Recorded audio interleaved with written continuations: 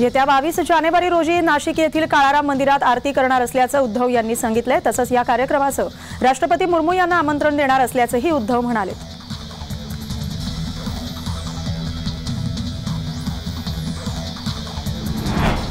काळाराम मंदिरात रामाची प्राणप्रतिष्ठा राष्ट्रपतींच्या हस्ते व्हावी असं उद्धव म्हणाले।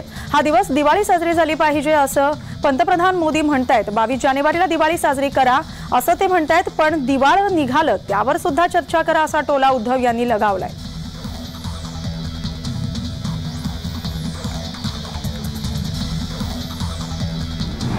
अटल सेतू उद्घाटन केलं, पण अटल बिहारी वाजपेयी यांचा फोटो कुठे होता? आता राम मंदिराचं उद्घाटन होतंय, पण राम मंदिर असणार की नाही माहिती नाही असा टोला उद्धव यांनी लगावलाय।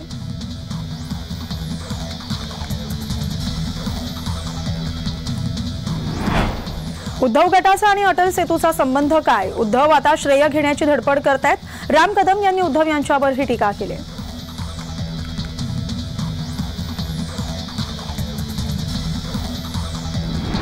विकासाचा महासेतू खुला झालाय। उद्धव विकासाच्या महासेतूबद्दल जळजळ व्यक्त करताय।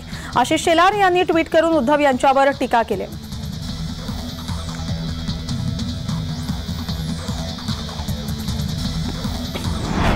मी देशभक्त आहे, अंधभक्त नाही। कारसेवकांनी धाडस केलं नसतं तर आजचं राम मंदिर झालं नसतं। राम मंदिर हा कारसेवकांचा गौरव आहे। झेंडे लावायला येतात, अनेक जण येतात, पण लढण्याची वेळ होती तेव्हा तुम्ही कुठे होतात असा सवाल उद्धव यांनी उपस्थित केलाय।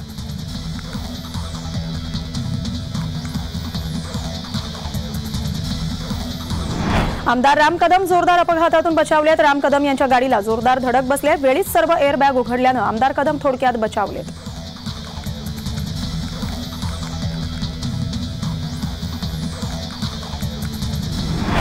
सार्वजनिक बांधकाम विभागाच्या अधिकाऱ्यांच्या निवासस्थानाच्या इमारतीच्या कोनशिलेवर खासदार सुप्रिया सुळे यांचं नाव नसल्यानं सुप्रिया गट आक्रमक झाला होता। त्यांनी थेट सार्वजनिक बांधकाम विभागाच्या कार्यालयात घुसून अधिकाऱ्याला घेराव घातला आणि ठिय्या आंदोलन केले। याच दरम्यान दादा गटाचे आमदार दत्तात्रय भरणे, जिल्हाध्यक्ष प्रदीप गारटकर यांनी मोठ्या जमावानं भूमिपूजनाच्या ठिकाणी आल्यावर सार्वजनिक बांधकाम विभागाच्या आवारात दोन्ही गट आमने सामने आलेत आणि तणावाचं वातावरण निर्माण झालं होतं। यावेळी एकमेकांच्या विरोधात घोषणाबाजीही करण्यात आली।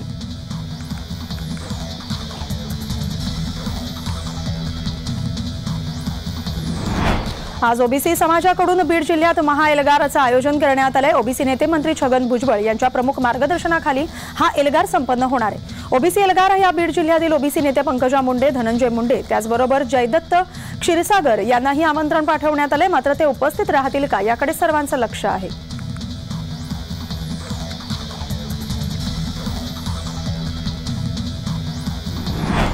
तालुक्यातच तुमची सेवा करायला बरं आहे, तुम्हाला माझा कंटाळा आला नाही ना असं देखील इंदापूरच्या जनतेला भरणे यांनी विचारलंय। मला तालुकाच बरा, तुमची सेवाच बरी असं म्हणत दादा गटाचे इंदापूरचे आमदार दत्तात्रय भरणे यांनी एक प्रकारे सुप्रिया सुळे यांना टोला लगावलाय।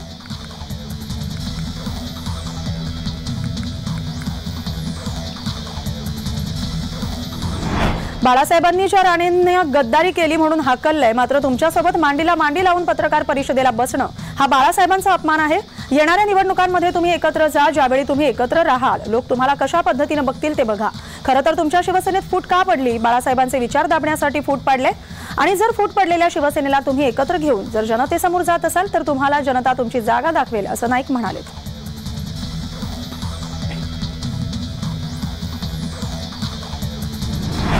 आमचे ज्येष्ठ ज्यावेळी जो उमेदवार ठरवतील तो आम्हाला मान्य असेल। आमचा एकच निर्धार आहे की इथं महायुतीचाच खासदार असेल आणि जो 10 वर्ष रत्नागिरी सिंधुदुर्ग मतदारसंघासाठी लागलेला कलंक विनायक राऊत कायमचा पुसून टाकायचा आहे असा आमचा निर्धार आहे असं नितेश राणे म्हणाले।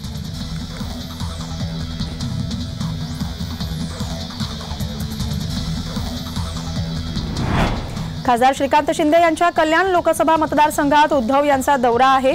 शिंदेंसोबतच्या सत्ता संघर्षाच्या पार्श्वभूमीवर उद्धव पहिल्यांदाच कल्याण दौऱ्यावर आले। त्यांच्या दौऱ्यासाठी अंबरनाथ, कल्याण आणि डोंबिवली भागात ठिकठिकाणी स्वागताची फलकबाजी करण्यात आलेली आहे। हा दौरा यशस्वी करण्यासाठी उद्धव गटानं कंबर कसलेली आहे।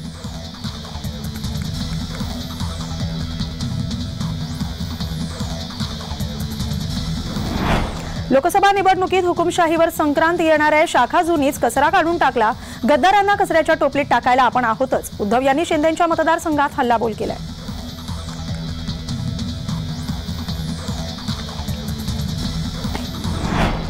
पंतप्रधान नरेंद्र मोदी हे शुक्रवार 19 जानेवारी रोजी सोलापूर दौऱ्यावर असणार आहेत। त्यांच्या उपस्थितीत कुंभारी येथील रेनगर प्रकल्पातील 15,000 घरकुलांचा वाटप कार्यक्रम होणार आहे। राज्याच्या गृहनिर्माण मंत्रालयाचे अवर मुख्य सचिव वलसाड नायर यांनी पंतप्रधान मोदी यांच्या दौऱ्याविषयीची माहिती दिली।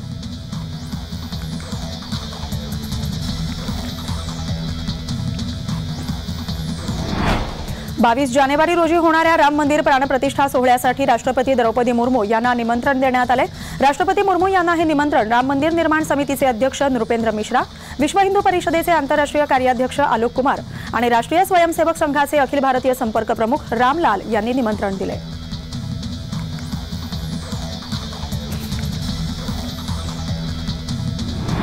निवडणूक आयोगाने त्यांच्या मनाच्या विरुद्ध जो निर्णय दिलाय तो त्यांना पटला नाही। आता विधानसभा अध्यक्षांनी जो निर्णय घेतलाय तो देखील त्यांना पटलेला नाही। येणाऱ्या काळात सर्वोच्च न्यायालयाने जर असा निर्णय घेतला त्याच्यावरही त्यांचा आक्षेप असेल। उद्धव गटाची सध्या रडारड सुरू आहे। विधानसभा निवडणुकीनंतर उद्धव गट संपेल अशी टीका अनिल पाटील यांनी केली।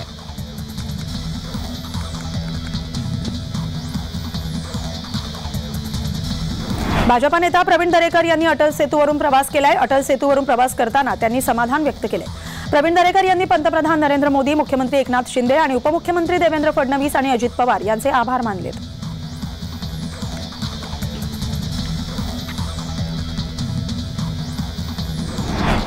आदित्यची चिरीमिरी बंद झाली आहे। शिवसेना प्रवक्ता अरुण सावंत यांनी ही टीका केली आहे। बीएमसीच्या राखीव निधी वापराचा वाद आता पेटण्याची शक्यता आहे।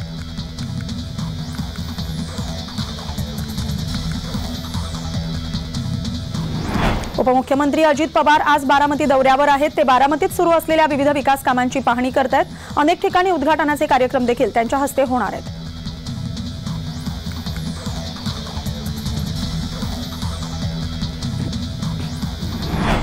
भाजप शिंदे सरकारने श्रीराम नावाचा बाजार चालवलाय। अयोध्येतील श्रीराम मंदिर स्थापनेवरून एकनाथ खडसेंनी भाजप शिंदे सरकारवर टीका केली।